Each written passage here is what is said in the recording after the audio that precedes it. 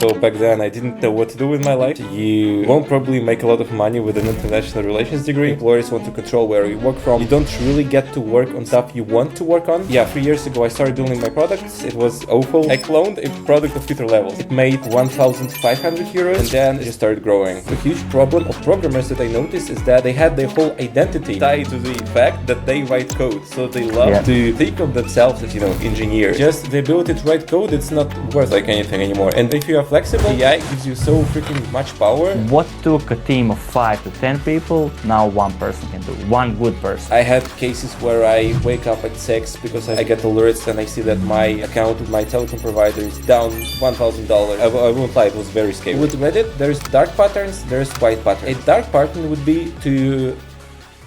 Welcome everybody to the new episode of the Founders Gambit. Joining me today is Denis, a self-taught developer who saw a tweet, built a Skype replacement in a weekend, and turned it into $70,000 a month business. Denis, welcome to the podcast, man. Hey Gabriel, thank you so much for the warm welcome. Really happy to be here. Yeah, it's a pleasure to have you on. So just to kind of start us off, can you tell us a bit about who you are and what are you doing right now? Yeah, sure. As Gabriel said, I'm a software developer. I actually finished my degree a while ago in the field of international relations. So back then I didn't know what to do with my life. I went to university, ended up studying Korean language. Kind of slowly understood that you won't probably make a lot of money with an international relations degree. So I started looking more into the direction of business. Studied economics for a little bit, for a year in my master's. Also understood quite fast that it's way too theoretical, and economics is amazing if you want to do a career in academia or maybe go to a big bank.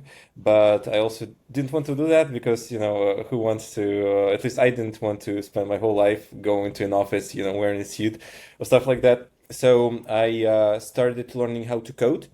Back then, I think I wrote my first line of code when I was 22 years old. It was for my master's. Like started a bit of data analytics, and then I learned how to code. Worked a bit in various startups here in Austria, in Vienna, where I'm based.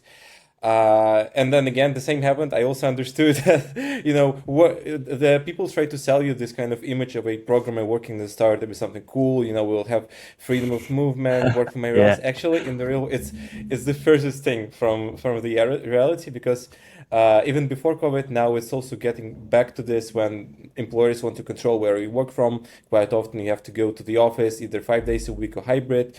You don't really get to work on stuff you want to work on. So as a programmer, you are really constrained to working on a set of tasks that people hand down to you.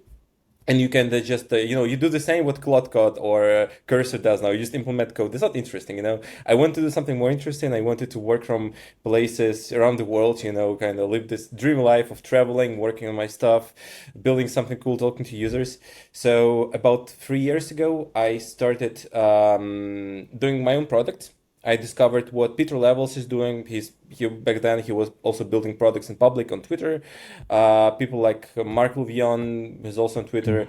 So I kind of started getting into this indie hacker movement, which I found really cool and kind of answered to all my questions. What I had in my mind, that you can work on something, fully feel this ownership. And also people talk about ownership a lot in software development companies, but it's not real ownership. There was this conflict in my head. They call people product owners, but I think you are really a product owner where you can take the product and shut it down. Nobody will fire you afterwards. So I wanted to feel like really this kind of ownership. This is my own thing, my own baby.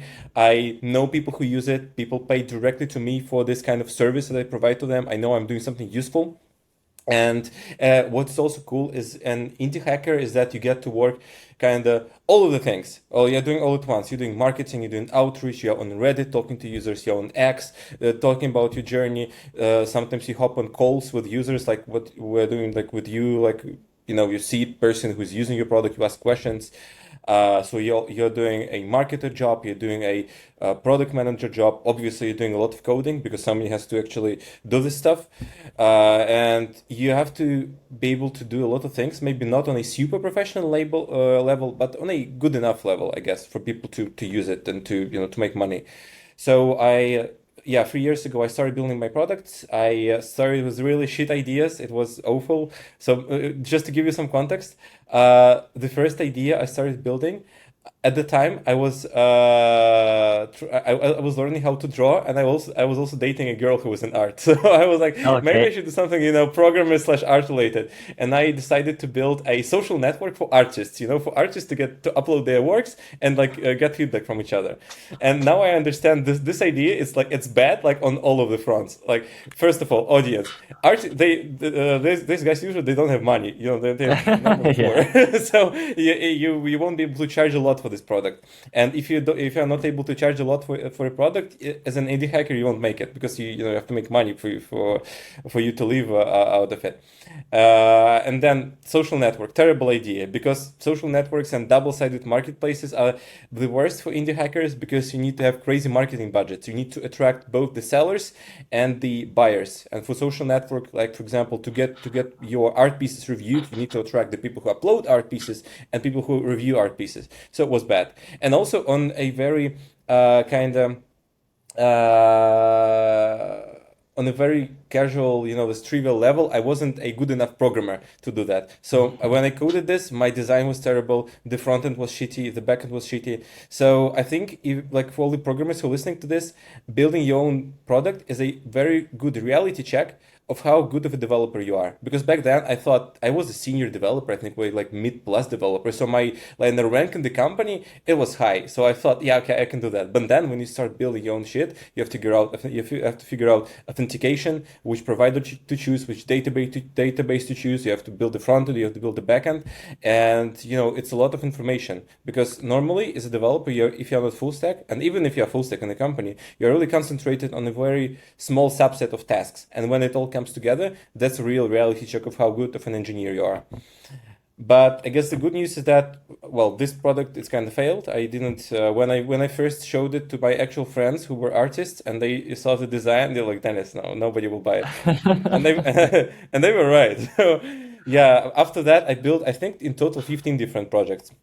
Oh my God. Yeah, the first one that actually made money, and I'm not ashamed to say, I'm kind of ashamed to say this, okay. I cloned a product of Peter Levels, because back then Peter Levels made money with Photo AI, and I was like, wait, well, that's a proven market. Obviously, he's making money with it. Maybe I can do it too.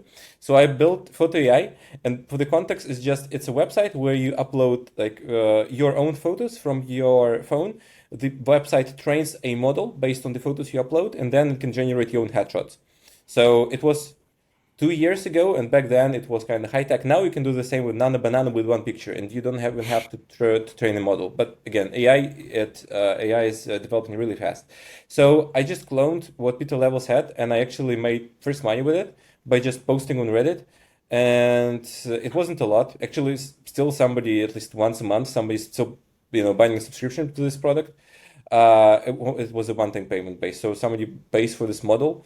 So yeah, this is when it actually clicked in my head that, okay, you can make money on your own, and you can use Reddit. Reddit is a perfect place because you can just show up in the comments, search for people that actually trying to solve this problem you're having, and then just tell them what you're working on.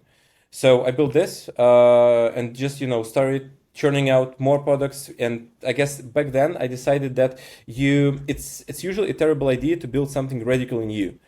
I think this is what differs indie products from real startups, because startups, they usually they're built around something radically new, some new technology or new application of technology.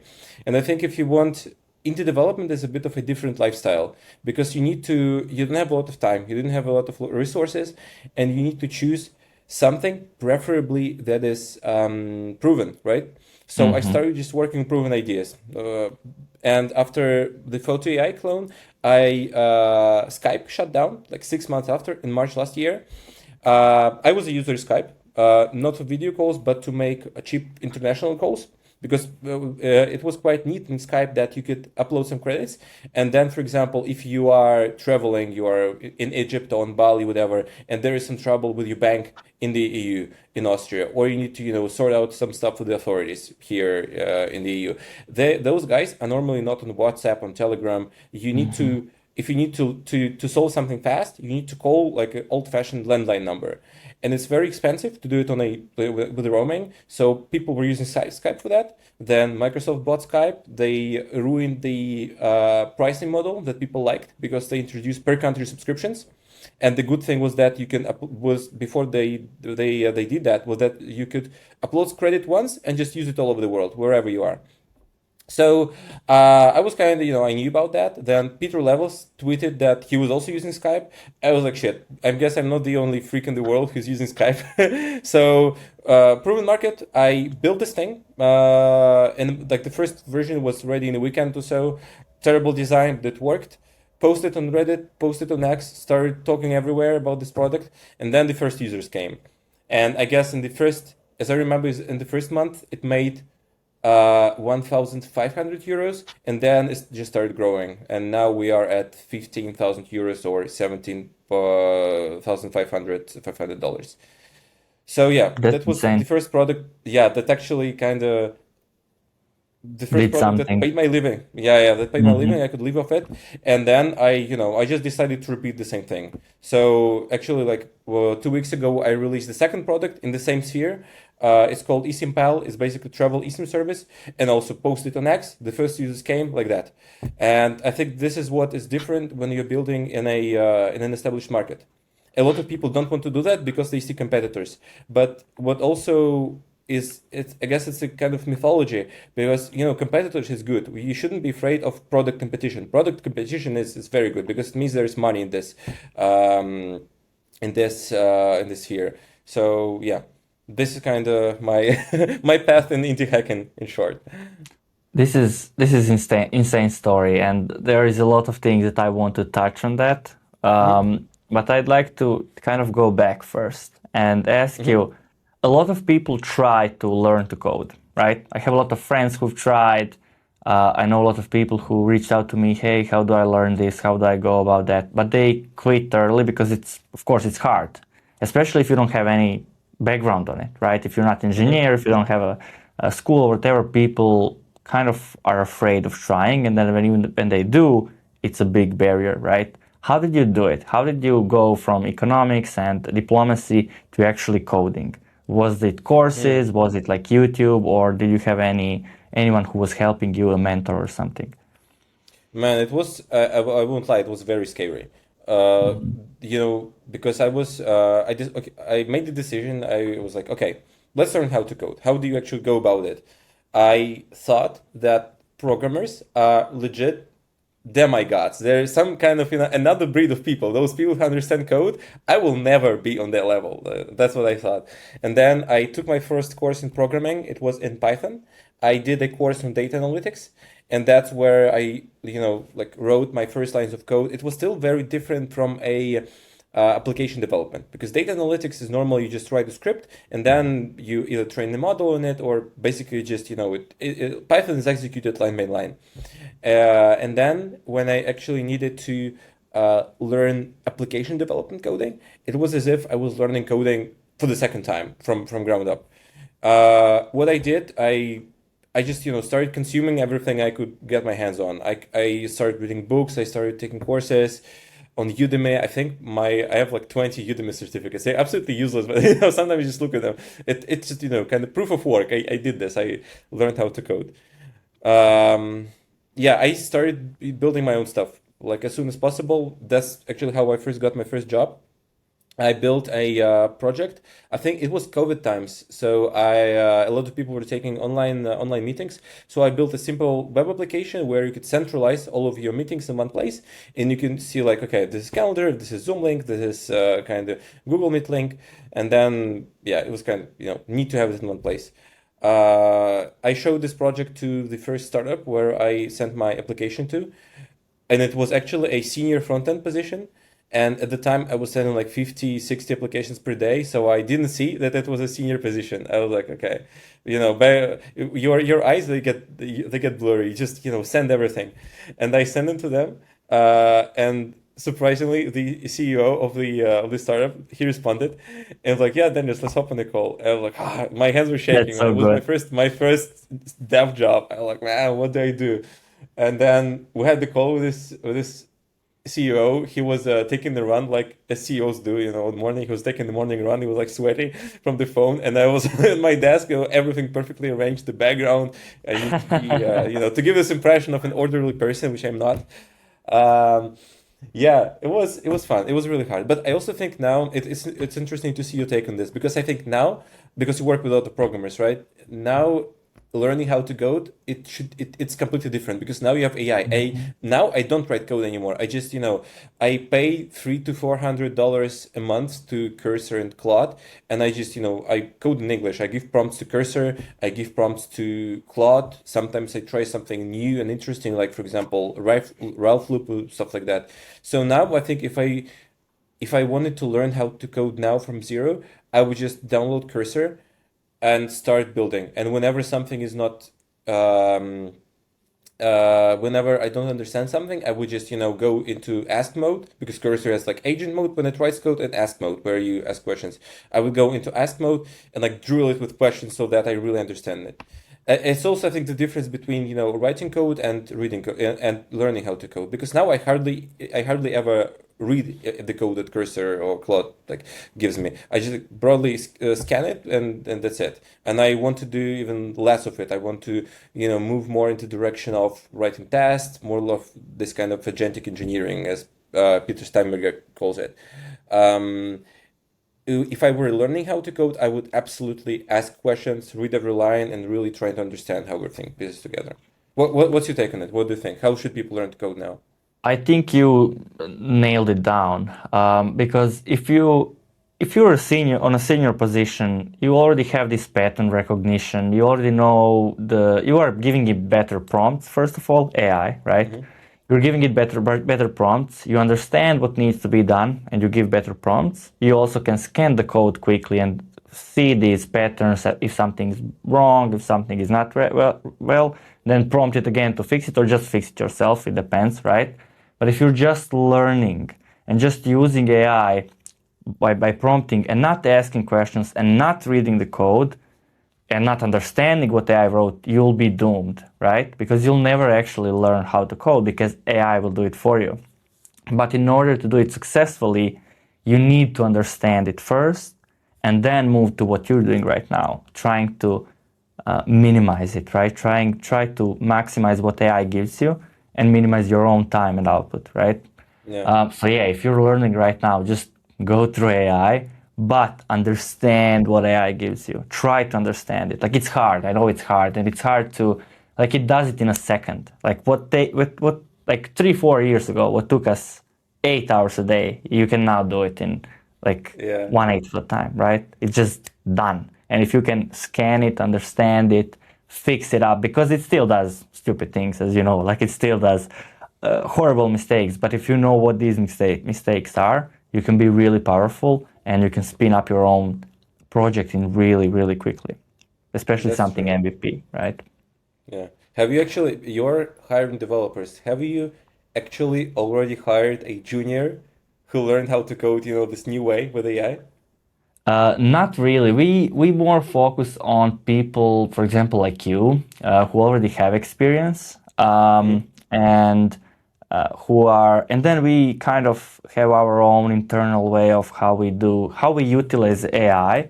And if they are not already doing that, we kind of teach them to do that, like how to Yeah. use sub agents, how to do things when you're not around, right?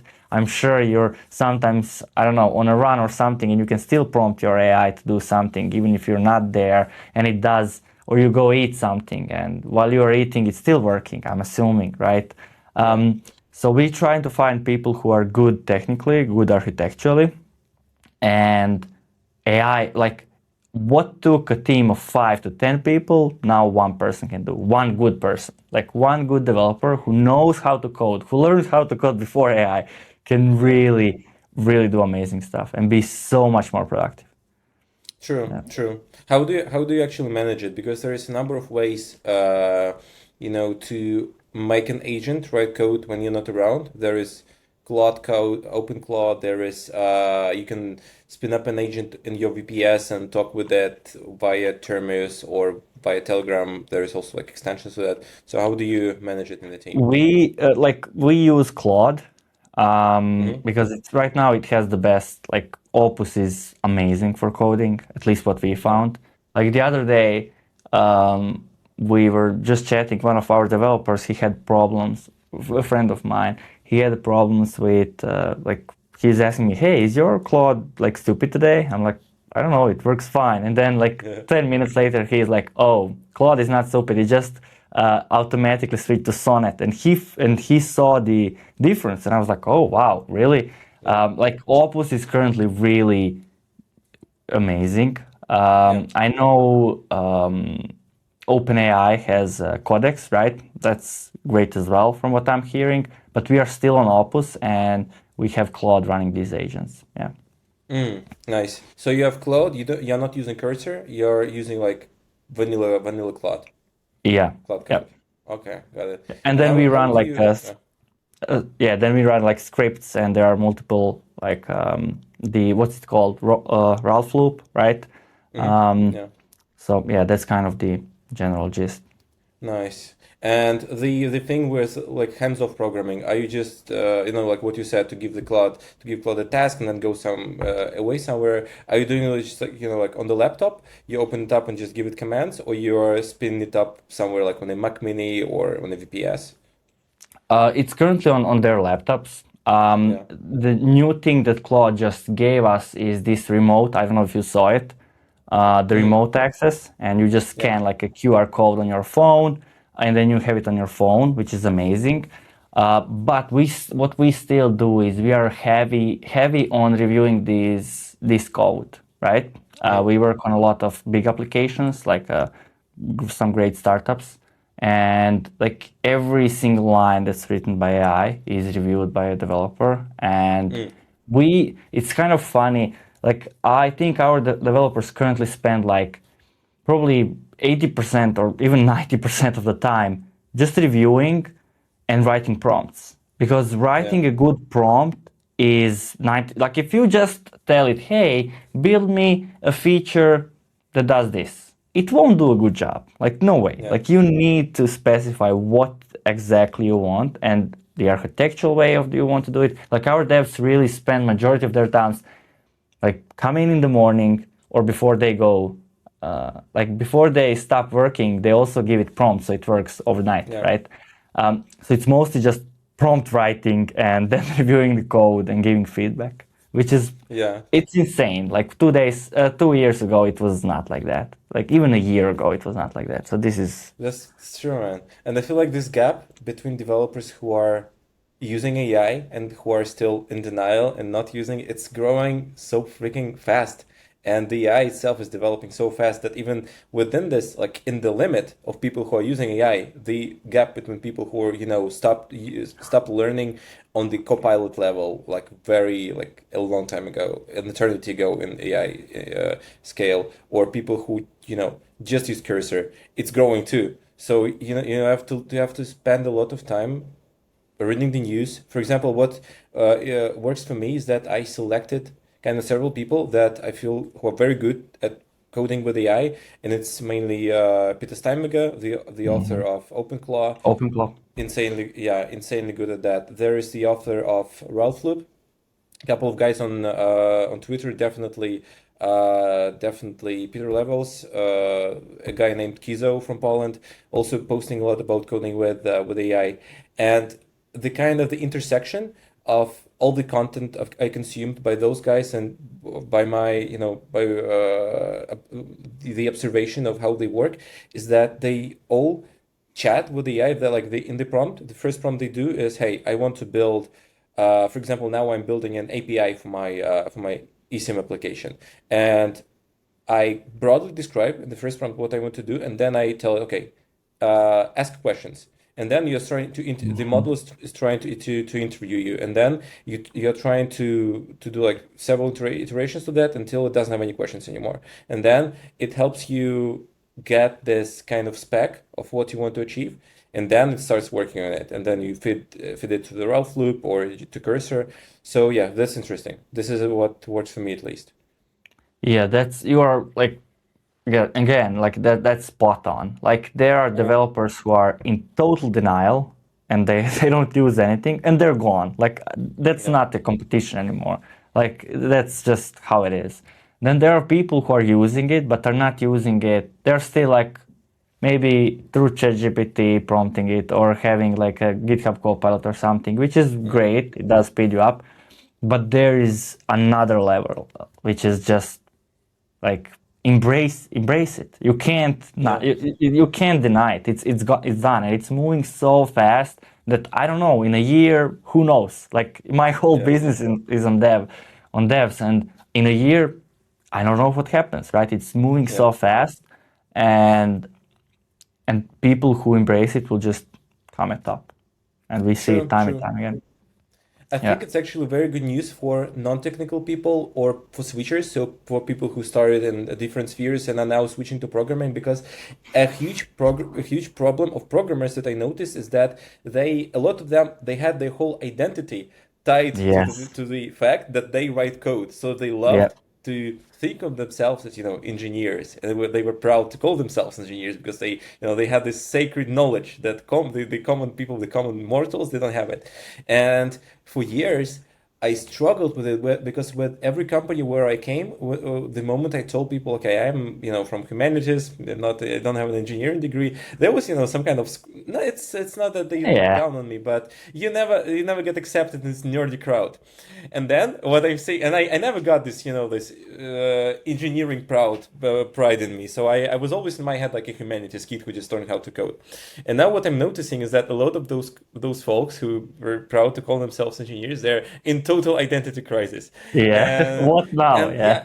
Yeah, what now? What do we do now? And I don't have it. And this frees you up so much because now I see that, the ability to write code, it's not worth anything anymore. And people, we all have to find new identities for ourselves. And you have to stay flexible. And if you are flexible, AI gives you so freaking much power. I literally I cannot sleep right now because I have this idea and that, and I have to be on cursor and code it and see churn it out, see what happens. And if you are not tied, to this engineering identity, then man, you can run your own businesses. You can do so much now with it. Yeah. And yeah, I think it's switched now. Now it's more like, Yeah. wait, you had to go through school and learn. Like I just spent like 2 months and learned programming, right? Now it's switched. Now if you are an actual engineer, like it doesn't really matter anymore. Yeah. I want to hear your thoughts on, like, we work with a lot of like non-technical founders. So Hmm. these are people who came through other ventures, got some money, and have an amazing idea, got good Hmm. connections, but they have no clue about building an actual product. And then they, of course, see the Twitter where people are, hey, I built my tool solely with AI and I have thousands of users in a weekend, right? And Yeah. then they go and try to build. They take Lovable, they take whatever, V0 from Vercel, and any of these other tools.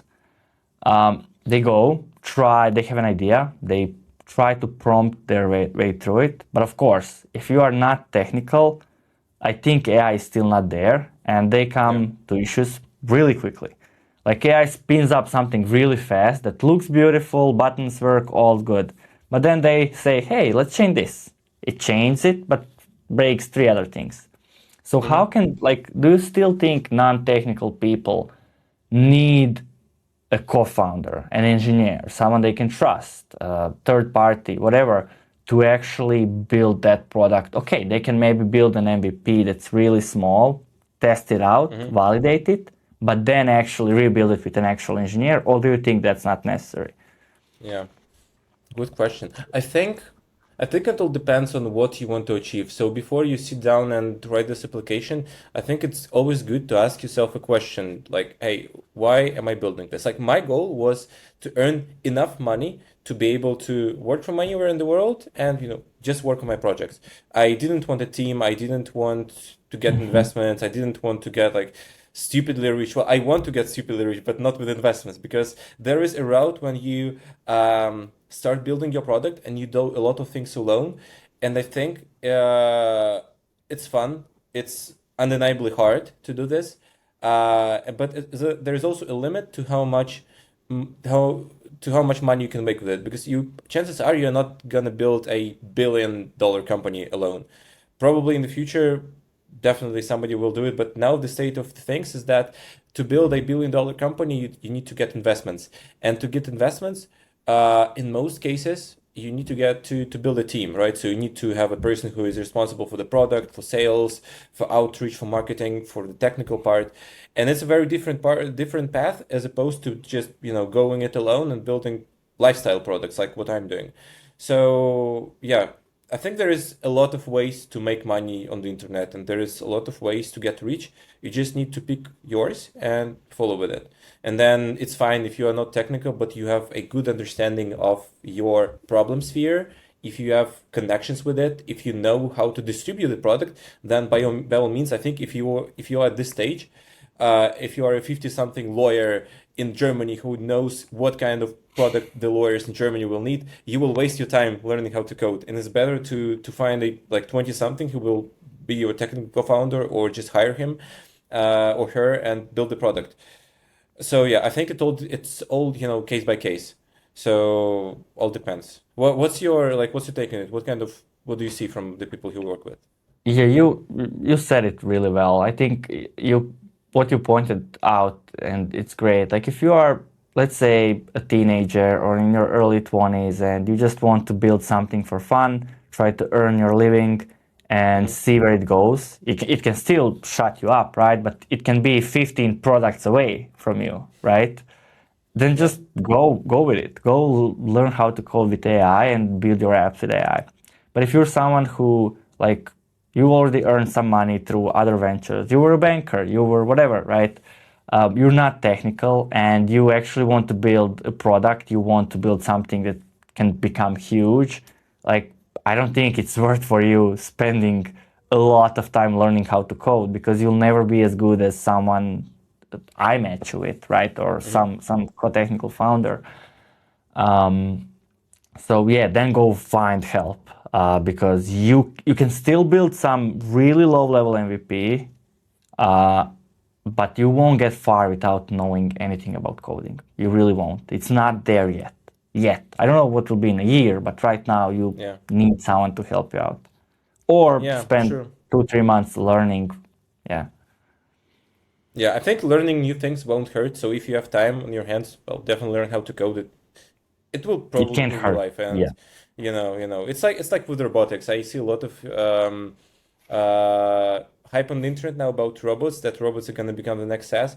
I want to learn how to build robots, how to this stuff works. And in my head, even if I don't build a company in robotics, still I'm sure it's going to be the new AI, and it's still good to understand how it works, because at least even if I'm going to be on the sidelines, I will be the guy on the sidelines understanding how the guys who run the marathon, How are they how it building ticks it? inside. Yeah, so learning how to build new stuff is always very cool. It's always very exciting. Um, yeah, I guess for people who, for software developers who already have jobs, I will just randomly say, don't quit jobs. Like, build something on the side. I think the best part about indie products is that you don't have runway. Your runway is literally your motivation. You cannot run out of money, and that's why I think it's a really good time if your if you're employed somewhere, not to quit employment, but rather use AI to shorten the number of hours you work for your employer. And normally employers in the EU and even in the US do not know about AI, so just keep the same level of work quality, reduce the number of hours you work, and do stuff on your own, like build stuff on the internet. And even if you don't, build a company, it will put you so much ahead of the competition. My God, people who understand, programmers who know how to talk about users, who have this kind of user-centric view of the products, they will be so much further ahead from the normal technical people.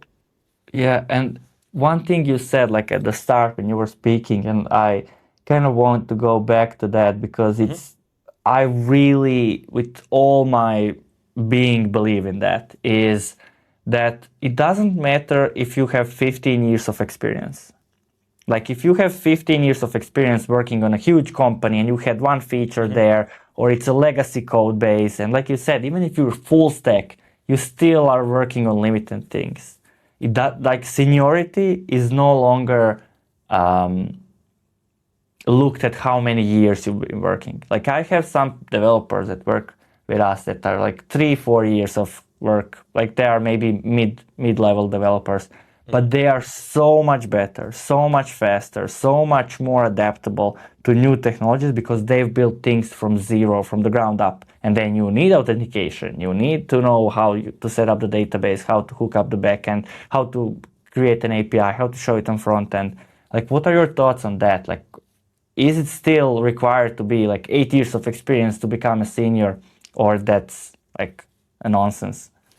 Yeah, man, I think it was a nonsense even before the AI. Like this Mhm. kind of a scale that how much you are paid and what's your rank in the company, it's tied to your years of experience. It's so bullshit because, man, I worked a lot in European companies and uh, I had, periods when I worked at the company, then had a freelance contract at the same time. I was also building my own shit at the same time, and I was legit working like 18-hour days. I was I think that my year of experience would count like 3 or 4 years of life in Yeah. terms of how much shit you do of a like Yeah. normie European developer. So it doesn't matter. It matters, it matters what you work on, what you learn, what you can build. So I think the only judging the person's level of experience by years of in the industry is on the same level of stupidity as as HR. Sometimes they ask you questions, okay, how much are you paid in this company, and then they gauge your current pay to your pay in the previous company. Yeah. It's the same nonsense. I think the only good gauge of how good you are is what you can show. And like if you come on an interview, you can show the interviewer a product you built, or you're talking with a technical founder of a startup, and you can talk about their system and then give your thoughts, and maybe even in a 1 hour call suggest improvements to the system. That's how you can show that you are good at something, and that's what always worked for me. At least as I already said, I got my first job not by on the paper. I would worth nothing. I would like a guy Yeah. from from Russia living in Austria, zero level of experience, diplomatic degree, man. Yeah. What it's nonsense. But I was trying to build something with my hands. I showed a prototype, like a working website. And when I was later on, when I was actually talking to the guy who hired me, and I was asking, hey, how many people were competing for the same position as I was? Why did you decide to hire me? That was what he said, that I was the only one who showed something working, and I was the only one who had this understanding of how products work. And like for all the people who are trying to enter the industry or maybe get more money, I think this would be the ultimate advice. Just build your own stuff, show it to you, learn how to showcase it in a good way, learn design, your personal website. Man, the number of people who are on Twitter and then they talk shit about other people's products, and then you go into their profiles and then you see their personal websites and it's some random shit from 2001. It's insane. Like, make sure that your portfolio looks good. Have your own personal website. Yeah, everybody should have like your first name, last name.com. Everybody, because that's how we show. If you're a developer and you don't have a personal property on the internet, what are you even doing? Yeah, you absolutely have to do that. And I think that's a kind of interesting thing, because at the same time, the level of competition for dev jobs and in the product sphere is very high, but also very low. I don't know how Yeah. else how to put it, because you see so many shitty products where authentication doesn't work, it doesn't load, stuff like that. Yeah, it's weird. I guess the only way to stand out is really build something of your own and make sure it's a good quality. Yeah, like when I started doing this, and like I think this is like the level of competition is so big but so low. This is like Yeah, that's it. Because when yeah, I post, like I don't post jobs anymore. Like if you're looking for yeah, someone, I don't post jobs. Because when I post a job on LinkedIn, like we get thousands of applicants, in the hmm, thousands. And it's a, I don't know, it's a front end role, whatever. Like people apply with, it's horrible. Like it's yeah, horrible. They have fake projects. They have if you got them on a call, even if they pass the like first scan, you got them on a call, they just crumble. Like I stopped doing that. I do yeah, the research, I find people who I like, and then I reach out, because I get thousands of applicants and maybe one or two are good, Yeah. literally. Like the rest just go to the garbage, and it's horrible. It's really easy to stand out. Yeah. It's hard to get a job if you just do whatever else. Build your CV and send it out. No, go mile further. Make one more step, right? Show Yeah. something new, and you'll stand out. It's super easy to stand out, really. Yeah. The last five guys you hired, what made them stand out? It's literally what you're saying. Like they are when you get on a call with them, you can feel the excitement. You can Yeah. feel, like you said, I can't sleep. Like that's it. That's what we want. Like you want to be like insane about this, and like I'm insane about it. So try to find people who match my energy. Right? Just let me build something. I have all these ideas. I know where to start. And I'm in full in AI. I'm researching. I'm learning. I have no clue where will this go, but I'm all in for it. Right? That's what you want. You don't Yeah. care if he has 15 experience in Facebook. Who cares? Like that's not relevant anymore. Maybe it never was, like you said. But nowadays, especially, like if he was in a huge company on a code that was built in 2000s, building on old technologies and having to maintain a system, he doesn't know anything. Like he can't build your product, right? He can't. Yeah. So yeah, it's like kind of excitement. That's what they need to have. And of course, you need to know something. You can't be just excited, but go learn Yeah. first, and you'll be able to. Yeah. True. I think excitement, if you have it, then it's almost impossible for you not to build stuff. Like if you have this inner voice telling you, shit, you have to sit down, you have to build, you have to see what AI can do, you have to improve this button, you have to build this functionality, you won't be able to sit still. You will build stuff. And then the only thing you need to add, talk about the stuff you built on the internet. That's a step a lot of people miss. A lot of great engineers miss the step. But if you don't let people know what you built, in practice it doesn't exist. Like Yeah. build something and just post a tweet about it. Like please, all the devs who are listening to this, please, if you build something, post a LinkedIn note about it, a LinkedIn post on the Twitter, whatever. It will make you stand out even more. Because also when you write, it helps you structure your thoughts. It helps you understand what hooks work, what not, what people pay attention to. It gives you, I think, the ultimate reality check. And now with all the platforms that exist now, and with all the algorithms, because all the platforms that are out there, Threads, X, LinkedIn, they all took the idea of how TikTok algorithm works, and now you don't even have to have a lot of subscribers. So now if you build something interesting, you can get a lot of views, a lot of impressions, and I think now it's easier to nail distribution. Now it's easy and it's hard at the same part, but it's possible now to nail distribution even if you don't have a lot of subscribers. This literally happened to me last week. I and it's hard. Like writing is a hard thing. It's a separate skill. I was releasing a second product, and I think honestly, releasing second product is very it's even more unnerving than releasing your first successful product, Mhm. because you have a lot of expectations, because the ego comes into play. And I was thinking, okay, Yadaphone made it. Now, what if I'm doing the wrong thing? What if I should focus more on Yadaphone and not build an eSIM solution? What if it doesn't click with people? Then it's going to be a hit with my ego, and I kind of tied my identity to the fact that I'm Yeah. entrepreneurial, right? I build stuff. If it doesn't click, then I'm going to be devastated, probably. Yeah. So I spent, I think, 3 or 4 hours writing a tweet, like a launch tweet for my application. I wrote the first version, then I sent it to ChatGPT. I asked ChatGPT, hey, roast this. ChatGPT is very good at roasting, especially single bits. It's still not good at writing whole tweets for you, because it doesn't have the kind of a Hmm. understanding how it works on social media and how it works as a whole. But it's good at roasting individual sentences, individual takes. So I went through this loop of roasting and rewriting my tweet 4 or 5 times. Then I repeated the same with my wife. I asked her to roast my launch tweet. Then I wrote it, and then it got 300,000 impressions on Twitter. Wow. And pure marketing launch tweet about an eSIM service. Like, it doesn't sound exciting. Like, it's not some kind of new thing. It's a crowded market. And I just literally wrote, hey, I built this. It can do this. Picture of myself, picture of my website, link. That's it. I put a lot of energy into, making sure the tweet sounds good, but still, first tweet 300,000. Then I reposted this tweet with another kind of a description, and it got 200,000. And then on my first day of the product, it got 500,000 impressions.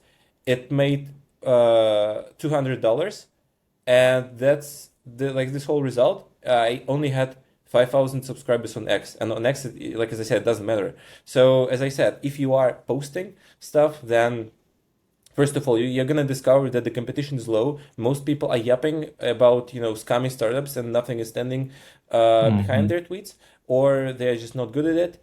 So yeah, if you're an engineer, then literally posting on platforms is what separates you from, being an engineer with a product from being an engineer with a product that makes money for you. This is so good.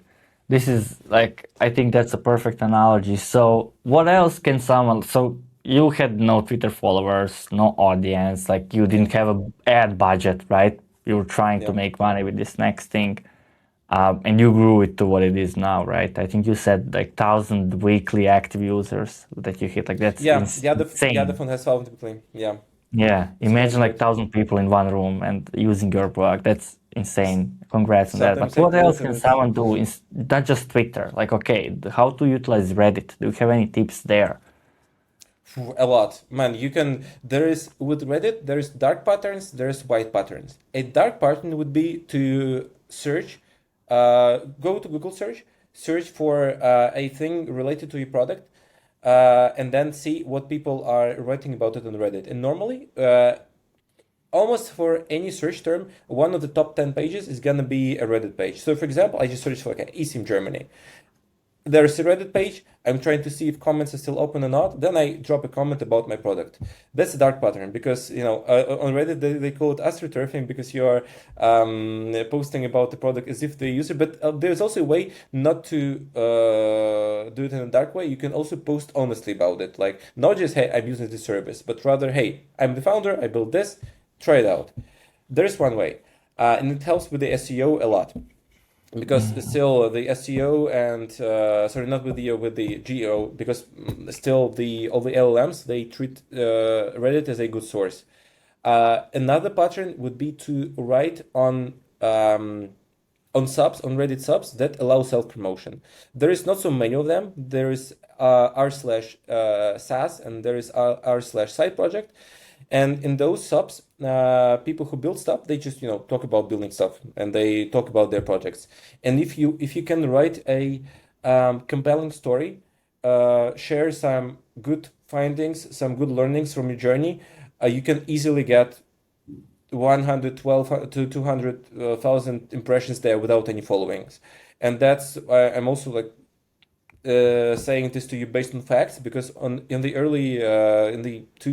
first 2-3 months of Yadaphone, I was posting on Reddit a lot, and I think 10 out of 20 posts that I made on our SaaS and iSight project, they got more than 100,000 impressions. Also, Wow. no following. On Reddit, following doesn't matter. And the way I did it, I tried to make it valuable. So it wasn't blunt marketing. It was more like, hey, I'm a software engineer. I used to have depression, which is true. I was very depressed before, struggling with making projects. That's what helped me. That's what I learned. That's how I built my support system, that I can handle 1,000 of users still without any team. So try to make it valuable and try to make it interesting. And the way I do it, I'm trying to write a text and then say it out loud. And my rule of thumb is that if for a single sentence it takes me more than one breath to read it, and I have to breathe again, Mhm. that probably means the sentence is too long. I have to make it Mhm. shorter. So one breath sentences, read read aloud a couple of times, make it sound as if you are telling this, not like you are writing this. Avoid formalisms, avoid filler words. Try to make it engaging, and then yeah, I think it's also not impossible to get a lot of impressions read it as well. This is amazing, perfect. But the if I understand it correctly, the main thing is don't just go into the pitch mode. Like provide Yeah, value, show some yeah, story, make sure you spend some time to making sure like it's a good tweet or a good Reddit post, whatever, but provide value. yeah, And then users will follow. Like no one will click on yeah. your link, hey, go buy my stuff. Like that doesn't really work. Absolutely. And you know what helped me in this regard? I was also as a person who worked as a software developer, I was always looking down at people who I also got some of this engineering. I'm an engineer bug in my head. I was looking down on people who were doing sales or marketing because I was thinking, okay, this is pure talk. This is not a real job, just like useless people who are trying to parasite on us engineers building the future here.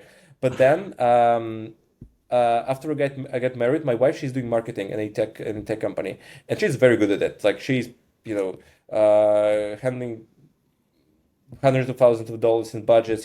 She's very good at strategic marketing, and I started paying attention to how she's doing her job.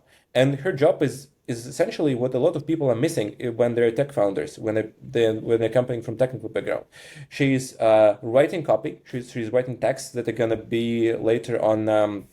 The websites of your company. She's writing copy for marketing emails. She's thinking about the CGM of the user, of all the communications that they're going to receive. And she is spending a lot of time on very trivial things.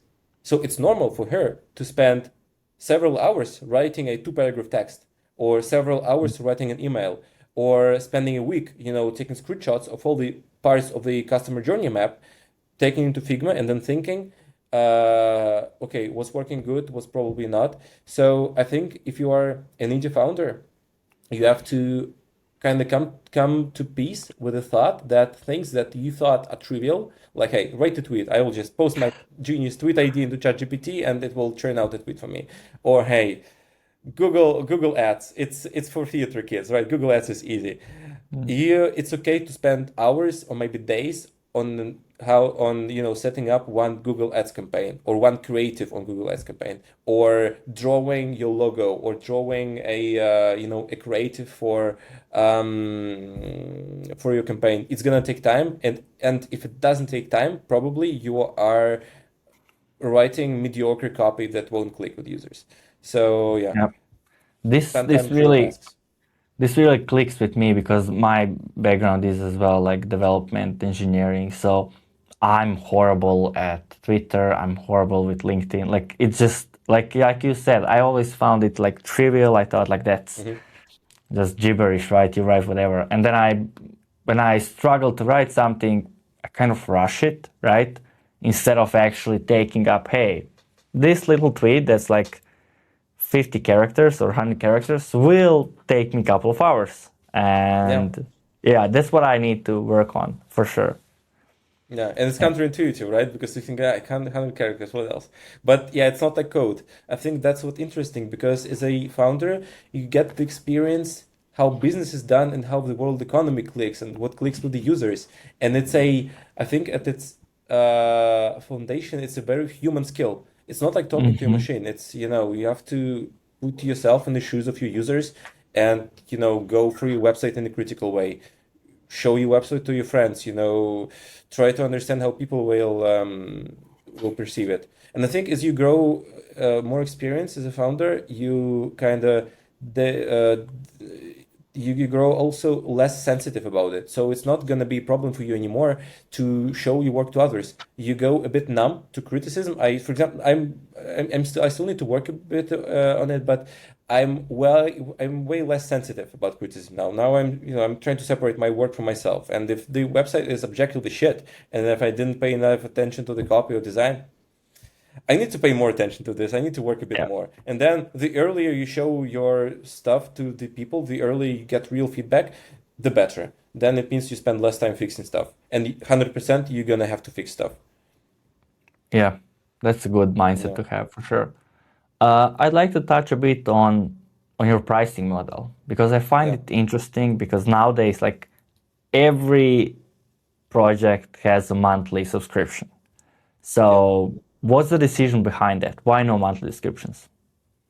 Um, the thing with monthly subscriptions is that, well, this is was what partly made people hate Microsoft when they bought Skype, because essentially with my specific, I think monthly subscription, if it works to a product, then by all means, MRR is a good thing. But in my particular case, Microsoft started killing Skype when they ditched the credit system and introduced subscriptions. So for me, it was another part of the unique value proposition of Yadaphone, of my product, that I was saying, hey, we're bringing credits back, and it was easier to convince the users to pay for your product, because I think if you're an indie founder, if you don't have a brand name or a large following, the thing you must do is lower the friction when people are buying your product to like as low as possible. So subscriptions that they would create MRR for me, but they would introduce a lot of friction because people are in general very tired of subscriptions. I don't want to occupy additional mental space in my head that I have another subscription to pay and to cancel it later. So I in the kind of on the billing page of Yadaphone. So I mentioned that okay, we you don't have to pay subscription to use the product. And actually, we have subscriptions, but you subscription in Yadaphone is a different thing. You can buy your own number, and if you want a number on which you can receive SMS or use Mm-hmm. it constantly, you can buy it as an additional service. But the core product, you don't have to pay subscription to use it. So I mentioned this. Then under the pay button, I put a kind of message that we offer unconditional refunds. And by the way, if you're founding, you're gonna get disputes, you're gonna get refund requests, and it's much easier for you to just offer the refund than to spend your money on, trying to clear up with the customer, like what didn't work. Inevitably, your application won't work for somebody for technical reasons, or because they didn't read the FAQ, or because your landing page wasn't clear enough. So it's better for you to offer refunds as early as possible and as frictionless as possible. So essentially, for me, not offering subscriptions was a way to lower friction. And it's because I was targeting the audience of people who didn't like subscriptions in the first place. So yeah, That's pretty a, much like that. I like that answer. That's good. And like you were a solo founder, so Yeah, what's like you said, like you are your Twitter manager, your marketing expert, you're all in one. You need to do everything. You don't have to be perfect or expert in anything in particular, but you need to be yeah, great at a lot of different things that are not connected to one another at all. yeah. What's like the hardest part, maybe for you? What was the hardest part to learn or to kind of master? I think the hardest part is just the mental kind of load of managing all those things, because I had my bad days when I just didn't sleep enough or I was feeling down, and then you still have to answer those support requests. You still have to look at what's happening with your application, and sometimes you got fraud and you have hackers, people who are not everybody on internet is friendly. Some people want to abuse your system. In the sphere where I am in telecom, there is a whole topic of toll fraud, and that's when people are trying to call expensive numbers where they have revenue share, and then you have to introduce systems to detect when people are um, trying to abuse your system and get money out of you. And I had cases where I wake up at 6 because I get alerts and I see that my account with my telecom provider is down $1,000. Like shit, I Oh have to my solve this God. now. That's my problem. Nobody will solve this for me. And I guess that this feeling that nobody will solve this for you is the hardest part. So you really need to be mentally resilient, but on the technical level, you also need to build a lot of systems. And the good news is that you can automate almost everything. So I consciously try to make the number of support requests as low as possible, catch them early, show in application info boxes, alerts, whatever, to make sure that the user can self-serve their way out of a problem and not send me a support request, because I will waste my time, spend my time answering them. So yeah, you need to automate a lot of stuff, but still, it's gonna be hard. So it's not an easy life. It's still very fun. It's still very mentally stimulating, but I guess there's a lot of more easier careers than that. Yeah, for sure. And any thoughts in like bringing someone else, like someone to help out with some of this stuff that maybe it's not your biggest strong Yeah. suit? Or are you more comfortable with just see how much you can grow this by yourself?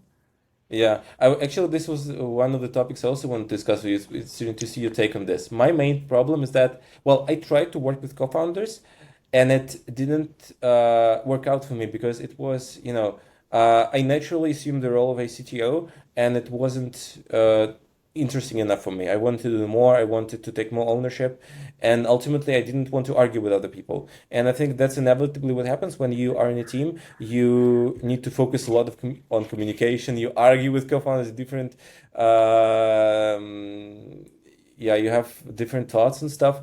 And I'm just here. I'm following the path of least resistance. It's still manageable for me to Hmm. conduct my business and to grow it without bringing somebody in. Whenever I see that, okay, I cannot do it alone anymore, I will probably start thinking about bringing co-founders. And the good thing is that when you have public presence, you get a lot of requests from people that want to chat with you. You get a lot of suggestions for cooperation, stuff like that. But I guess I haven't seen anything lucrative enough and anything that where I'm completely sure, hey, this is the person I have chemistry with. I want them to be part of my team, of my product. I want to have a team. I guess having a co-founder is like marriage, right? And in my business journey, I'm still on, dating around Yeah. sphere Yeah. path when it's just easier for me to with AI with the different tools that you can use for design. It's easier for me to do it alone still. And also a big thing for me is motivation, and that's what I wanted to ask you because internally, the only thing that motivates me is freedom. I'm building enterprise, my own little enterprises because I want freedom. I want, my own money. That I don't owe to my employer or to anybody. And internally, that makes me feel suspicious of people who do it not because of freedom, but because, for example, I am the employer and I pay them money, and because that's how I've lived my whole life. I've been, working on a for an employer, probably on a very mid level, not putting my whole effort into it. I've been putting my whole effort into building my stuff because that's where my heart always lay. And internally, I'm thinking, okay, if I hire somebody, then they will do the same thing as I had been doing with my Yeah. employers before starting my business. That they will, work on a very mediocre level for me, maybe 1 or 2 hours a day, and then spend the rest of their time building their stuff or having 2 or 3 jobs or whatever. And then, yeah, because I don't believe in the motivation of just money and working with somebody else. What's your take on that? How do you, because you have a team, You, how do you solve this? yeah, you have to be really careful because you're Yeah. right. Like some people, and like, I burned myself for sure at the beginning and like at employing some people that I maybe shouldn't have just because I needed help, right? Mm-hmm. When because before hire dev, I had an agency and we were building software and stuff like that. And you're right. Like some people will exploit that. Some people will put the minimal effort and just not care about Mm-hmm. anything and do enough to not get fired, but nothing above that. Mm-hmm. And it's honestly like it's pattern recognition again. Like you need to be able to spot out these people, and if you never hired, like that's tough, right? But again, it comes back to that: are they truly excited? And excited about what? About your product? About what you're building?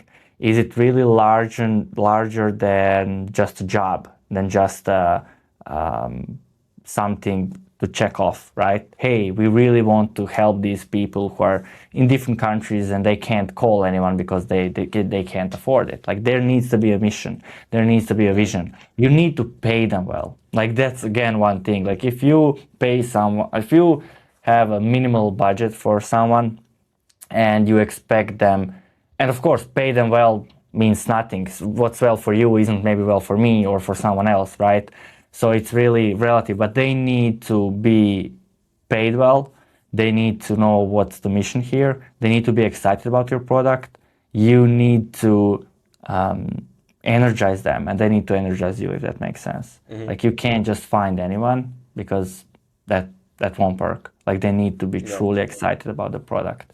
And you make that by showing respect, paying them well, having a good product, and not micromanaging them, giving them authority to take parts of your business or take parts. Of course, you are still the owner. You will still make the last call, but trust their judgment and don't like just they have a new idea and you'll, oh no, that's not good because it's your idea. You need to actually listen to the ideas. You need to give them ability to contribute to the project because like you're not the best at everything. No one is, right? And there are people who do certain things better, but you need to allow them to do them better, if that makes sense. Because sometimes it's hard, like you said, you show something and it hits your ego if they say, this is shit, this is not good, I can do it better. But you need to be able to say, they actually did it better, and listen to them and give them ability to contribute to the project and get something out of it. Again, like it's not, like no one is working just to work. Like we are all trying to provide for our families or whatever, so they need to be rewarded for their work, but not just money-wise, but like, hey, did they contribute to something? Do they have autonomy to make some decisions? And can they speak their mind? Because if you're the boss and you're the smartest, like that doesn't work. You need to have people who are pushing you, people who are smarter than you. Like that's the biggest part. If you find someone who's smarter than you in some of these areas, take them and let them push you. Some people will see something bad and they'll say, it's not my purview, right? I don't care. But some will see it and immediately say, hey, Dennis, this is horrible. What are we doing here? And you have to be, oh, why are we doing that? Go fix it and give it to them. Like this is, you found it, go figure it out and give them autonomy to do that. So yeah, it's really hard to manage people. It's a skill in itself. And I would say that's the hardest skill. Like people, same with customers. Like what's harder than talking to a customer? Nothing. Like people are always the hardest, but most rewarding, for sure. True. You said an interesting thing about contribution. In my head, and that's what probably pushed me on the way of founding my products, and I couldn't stay in 9 to 5 for too long because of it. In my head, contribution is only worth something if it's ownership, right? If what you're contributing to immediately, like essentially becomes your asset, your property, you're contributing to building your house, or you're contributing to building your product, and you're contributing to something that will generate you passive income for until it has customers. Among people who work for you, why do you think they value contribution? Is it pure craftsmanship because they value, the excellence of it, or why? What's the value of it? I think it's a combination of things. It's for sure, like in our human nature, we feel good when we are validated by someone, especially someone we look up to, or especially a boss, or especially someone who's above us and we want to get there. Like that's first thing. You want to be validated, you want to feel useful, and you want to know that you're useful, right? If you actually fixed something, or there is a product, you fixed something, or you made this huge feature and it propelled your whole team, that's good. Like feel the validation. Then second thing is, you're right, like sometimes when you find these people can unlock your whole business. Like if you find one like A player, what I like to call them, or one amazing, like someone who is just great, like offer them something. Like you don't have to give them 50%, like no one is asking that, right? But some percentage would be good for sure. Even if it's not percentage, offer revenue share. Like if they really contributed to something amazing, hey, you don't get part of my company, but there is a revenue share for you and you can make an amazing living. It's also the craftsmanship part, right? They are proud of what they are building and they are giving it all, their all. And I know like some people are wired just to want to be entrepreneurs and you want to be your own boss. You don't want to ask anyone anything. And I'm that way as well. Like I ran away from employment as soon as I could. Was it because I had bad employer? Was it because I just couldn't do it? Or was it like I'm wired that way? I don't know. But some people are not that way. And there is some security in a sense of you have a job and you know it's there, which is also good. But yeah, I hopefully that answers the question. Yeah. No, it's very interesting. Hmm. Let me think. A revenue share is a good example. Are you offering revenue share in your company? We do, yeah, yeah. Yeah. How does it work? Because your case is very cool because you don't have, like one product. Essentially, you have a lot of products you work on and you offer like a share of the revenue stream from the clients, right? We are not tied into the clients, right? Mm-hmm. Clients pay us a monthly fee, like the retainer, let's call it, for all Yeah. our services. And then either developers or product leads or people who are like leading there, if we really see them excel, especially like product leads who are on multiple projects, because we offer developers who work on the project, but also product leads who kind of are as well technical and oversee what developer does and kind of make sure they're kind Mm-hmm. of in between business and development, right? These people are on multiple products, and then we get revenue for clients, and then we offer them that as a part of a deal, which is again Mm-hmm. nice for us because okay, they have their base, but also they get this for if it stops, it stops for them as well. Let me find Yeah. something new, and you're not tied into still giving them, right? Makes sense. Makes sense. You know what I want to ask you? We talked about excitement and motivation, and you said that you do, when you're on the call with somebody who doesn't seem excited, you don't hire them, right? And then you said that you're hiring A players, and A players who are excited, man, those guys are usually gonna run off and build something of their own. Did you have any cases when you meet a program and you see, hell, they know what you're doing, but you see this entrepreneurial spark in them, and then you end up saying no because you understand that they will run off to build their own stuff? No, I still say yes. Yeah. Because I don't care. Like, I look it from this perspective. This is an amazing human being who's who has who can be great, right? They can do amazing things. I will still take that, even if they are for a year with me or 2 years. Why? Because first of all, maybe I'm wrong. Maybe they'll say more, and that's amazing. Second of all, even if they are there for a year or 2 years, you will learn a lot from them. First of all, Yeah. like you as a founder, you learn a lot from them. Your clients are amazing. Your developers learn from them. They really propel you on all levels. And it's worth to take a gamble if they will leave for a year or so. Even if they leave, most of our people don't ever leave, but even if they do leave, you still have that connection. And when they Yeah. build something, like they're still like almost part of your team, and Yeah. they can always help out. You can always help them out, and it's still like I love building relationships. I don't know. It still makes sense in my eyes, even though maybe I don't know. Yeah, that's how I Yeah. look at it. You're trying to play long term. That makes sense. About Yeah. managing people, how long have you been doing this? How long are you in this game already? Yeah, so I opened first. It was the agency that's like 4 years ago or Four so. years ago. And you It were alone back started then? my fiance and I. She's a Yeah. designer, and yeah. So yeah, it was kind of two of us, but last 4 years, something like that. Yeah. If you were to meet Gabriel from 4 years ago, what would you say like about running a company and managing people that like you would absolutely need to tell him that he didn't know? Who? Yeah.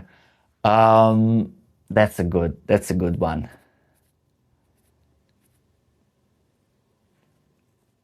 I'd say look, trust your instincts and look for something more.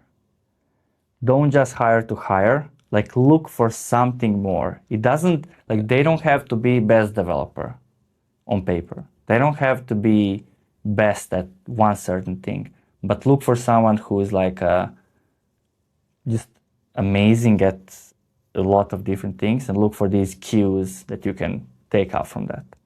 Even on Yeah. paper, if they don't are not the strongest pick, right? Listen to them and try to find these like moments. The cues. So one cue is excitement. What else?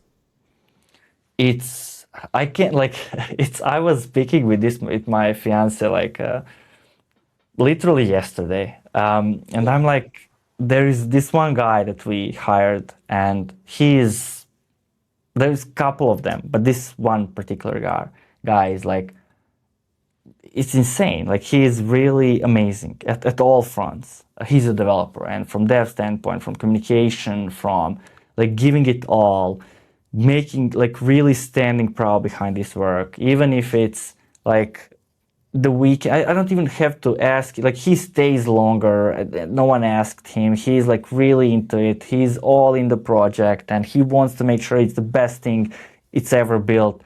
And I'm like, I told her yesterday, like, I don't know why I hired him. Like, when you take a look at his projects, they weren't the best.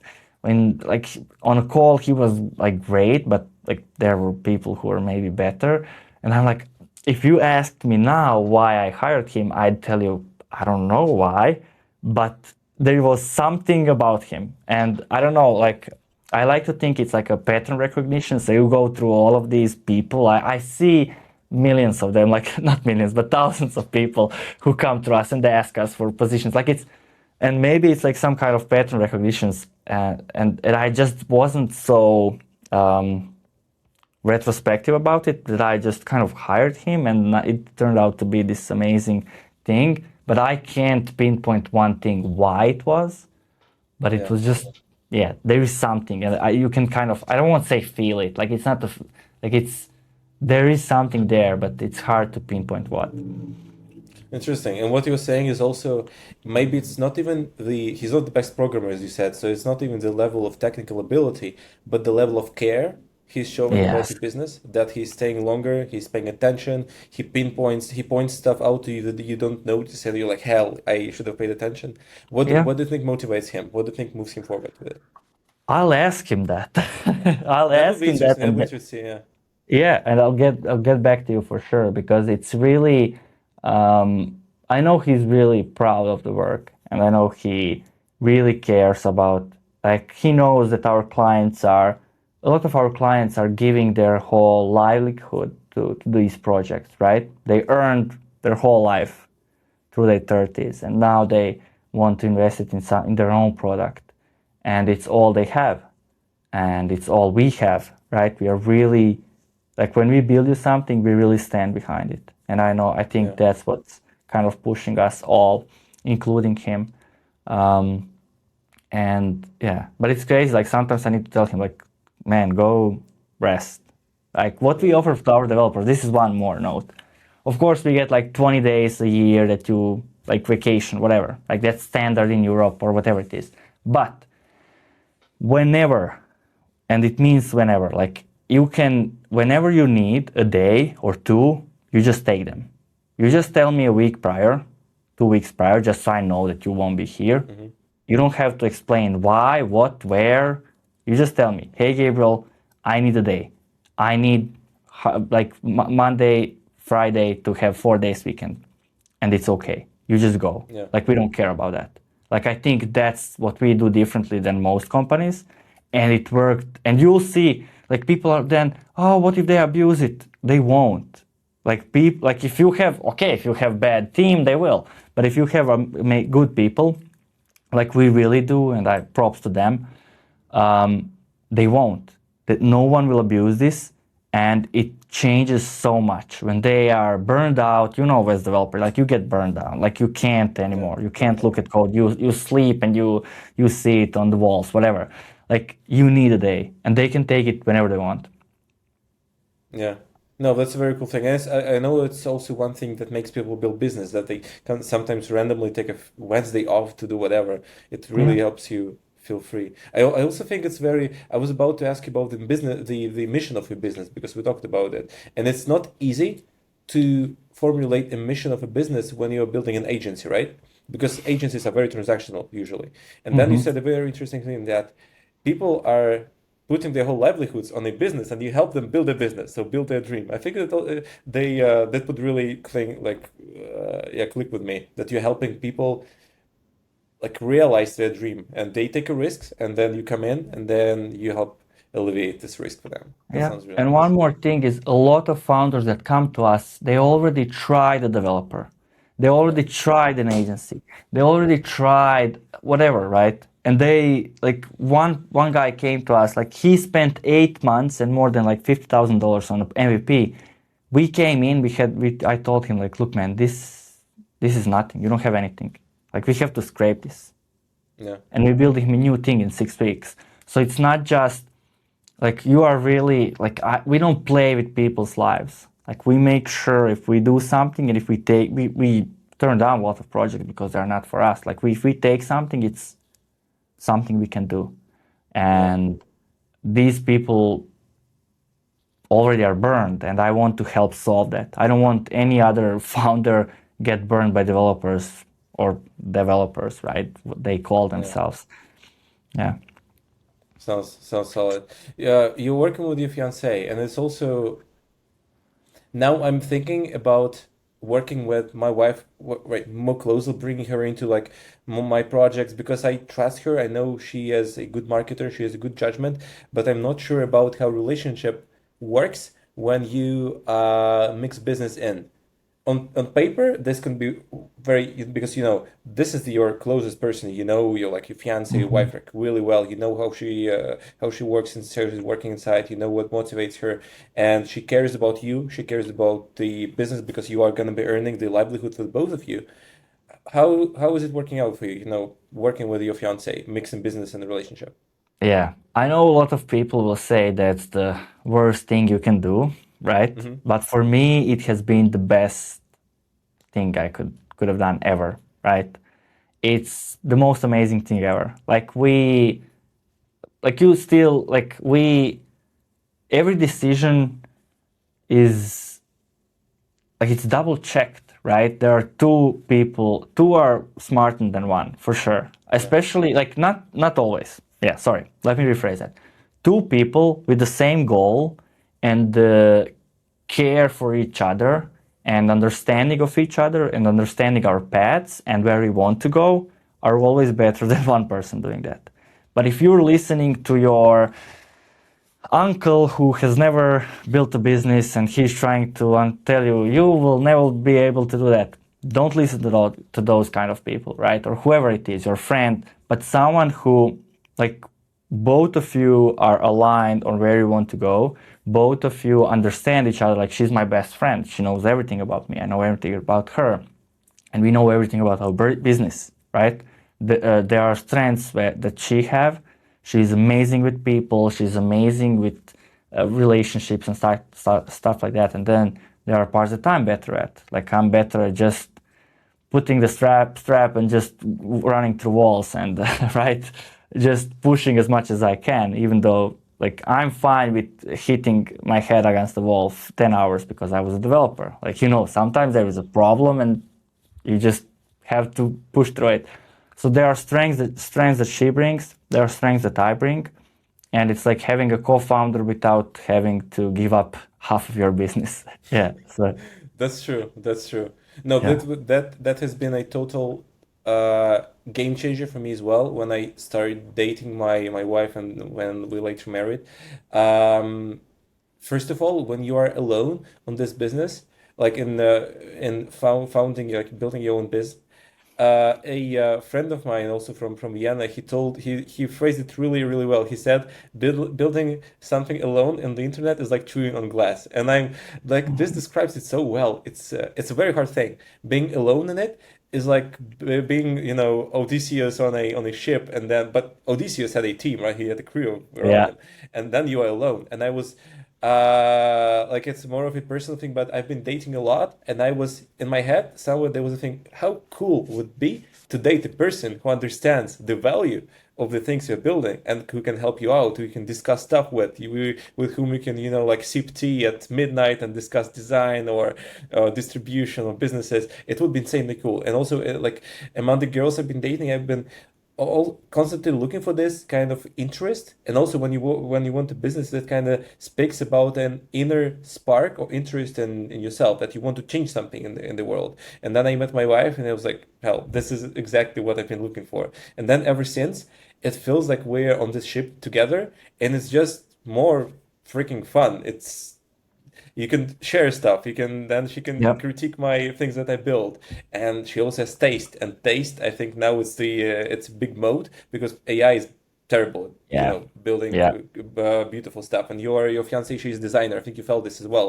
When a person with a taste actually looks at your website, man, you will change a lot of stuff. You will fix up a lot of You will. rough Yeah. edges. Yeah, yeah, And you can tell them everything, right? And you can do that even if they are not in the business. Like she will yeah, still listen to you complain or something bad happened and then she'll still listen to you even if she's not your partner in the yeah. business. But when she is, that's even better because then she can, okay, there is a wife hat and then there is a business hat and she can provide some valuable feedback and she can be, hey, this happens to everyone. We are not only ones, right? And this is how we fix it. And Sure. it's honestly for me the best decision ever.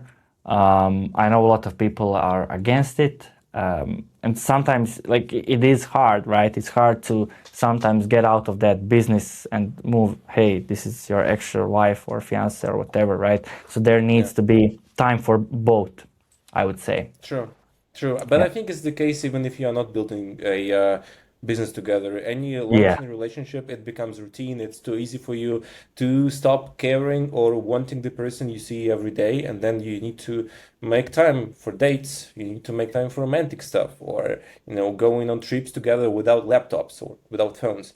It's a challenge you will face, I think, anyways. But it's anyways. interesting because now with the internet and with the fact that you can build stuff and make money on the internet, you can do it with a with your partner. And I think it's also changing this paradigm that you shouldn't mix up relationships and business is changing because now you can mix it up and it can give you freedom because you can create a like a position for your wife in the company. You can become your partner in the company, and then she can leave her job and you can leave your job and you can travel around the world building a business, and that's the best freaking lifestyle you can probably Yeah, get. And I think also what's a lot of people have a kind of a business, an image of a businessman as, this kind of old-fashioned guy from the 90s movie, building a business, always alone, fucking around. And I think what in reality, at least that's what I love to do. I love to talk to people who build businesses, and whenever I travel around the world, I I'm trying to talk to the owner of a coffee shop where I'm working from. I'm trying to hmm, talk to the owner of, and understand how they build a business. And the pattern I'm noticing is that a lot of times those are people who have stayed in stable relationships for a lot of time, and they even heads of freaking million-dollar companies, they still asking their wives for advice or their husbands if they're female or whatever. So yeah, having a person you trust with a taste, with understanding of the world, and having a second opinion, it's gonna be deal breaker. A lot of, yep, there's a lot of guys building alone on the internet, and if you have a second opinion, you're gonna be better, period. yep. And yeah, it's just There this is image is there quite different. yeah, there is no better opinion than someone who is literally like there is no one more aligned with you Yeah, than your partner. Like it's not your yeah, mom, not your dad, not your neighbor, not your best friend. Like they still have their own lives. But this is the one person that actually has the same life as you have, right? Or yeah, as close as it can be. Like whatever happens to you, it afflicts them the most. And whatever happens to true. them, it afflicts you the most. And that's like, even if we don't think about that, our psychology, like that's how we are built, right? Yeah. And it just, there isn't no one better than that. True, and then also chances are you're from the same generation. You read the same news, you see the same TikTok and memes and Yes. stuff like that. Yeah. And if it's older folks like your parents, it's hard enough to explain to your parents how you're What making you do. money. Yeah. They won't get Yeah. it. They won't get it. Yeah, they Yeah. will just Even though look they at you want the with best for you, like those people yeah, still want the best for you, but they have their yeah, own idea what's the best for you, right? And this is the one person that doesn't have that because, yeah, cool. sure. Uh, yeah, Dennis, this was amazing. Honestly, one of the best conversations I've had. We have to do this again for sure. Definitely. Feel free to plug anything, like any links. Where can people find you? Where can people find your companies? Yeah. Totally. I hope it was useful for anyone who's listening. It was a freaking total pleasure talking to you, Gabriel, and definitely will do it again. Yeah, and I will be waiting for the response from your guy. What motivates him? Yeah, I'll ping you as soon as I get back from him. Yeah. Okay.